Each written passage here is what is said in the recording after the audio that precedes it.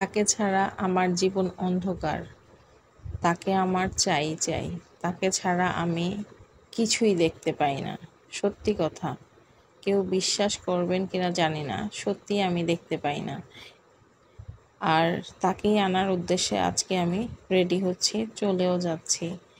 এদিকে ঝটপট করে আপনার করলা ভাজি করলাম, ডাল করলাম, আর ডিম ভুনা করেছিলাম, আলু ভর্তা। এই ভিডিওটা গতকালকের ভিডিও, আজকে শেয়ার করছি আপনাদের সাথে। কারণ গতকালকে মন মানসিকতা অত ভালো ছিল না, শরীরের অবস্থাও ভালো ছিল না। আর এইদিকে আমি একটু ঝটপট করে রেডি হয়ে নিচ্ছিলাম। আর বাইরে প্রচণ্ড গরম, সেই জন্য যত ফ্লেক্সিবলভাবে যাওয়া যায় সেই জন্য আমি ওইভাবেই নিজেকে তৈরি করে নিচ্ছি। অনেক গরম, সেজন্য আমি একাই যাচ্ছি, বাচ্চাদেরকে নিয়ে যাওয়া যাচ্ছে না। ছোট বাচ্চাকেও ঘুম পাড়িয়ে দিয়েছি, খাওয়া দাওয়া করিয়ে। তারপরে বড়টা আবার একটু পড়াশোনা করছে, যার জন্য কোনোভাবেই বাচ্চাদেরকে নিয়ে যাওয়া যাচ্ছে না, অনেক গরম। আজকের ভিডিওটা একটু অন্য ধরনের, কারণ সবসময় তো রান্নাবান্নাই দেখাই। যেহেতু আমি যে উদ্দেশ্যে যাচ্ছি, যাকে আনতে যাচ্ছি, সেটা আপনাদের সাথে অবশ্যই শেয়ার করব। তাহলে আপনারা বুঝতে পারবেন যে কেন আমার এইদিকে কিন্তু আমি একদম বাসার সব নিট অ্যান্ড ক্লিন করে পরিষ্কার করে তারপরে বের হয়ে যাচ্ছি। তো আমার বাসার নিচে তো জানাইনি আপনারা, পানি আছে, ওই পানির বাচ্চাগুলোকেও একটু ভিডিও করে নিলাম। আর আমি কুটকুট করে হেঁটে যাচ্ছি, সেটাও একটু দেখাচ্ছিলাম।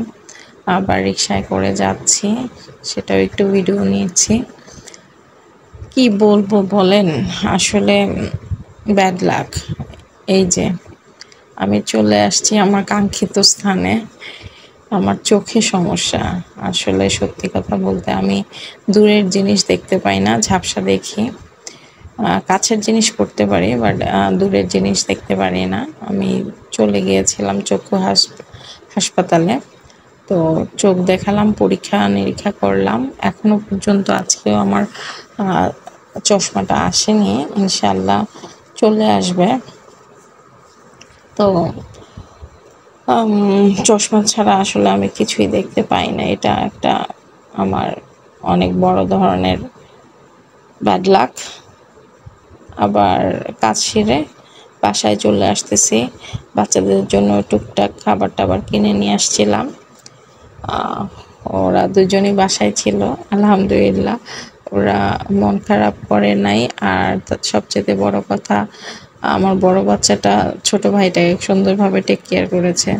তো আজকের ভিডিওটা এই পর্যন্তই। আপনারা ভালো থাকবেন, আল্লাহ হাফেজ। আমার জন্য দোয়া করবেন, আমার পরিবারের জন্য দোয়া করবেন, আর আপনাদের জন্য ভালোবাসা অবিরাম। আল্লাহ হাফেজ।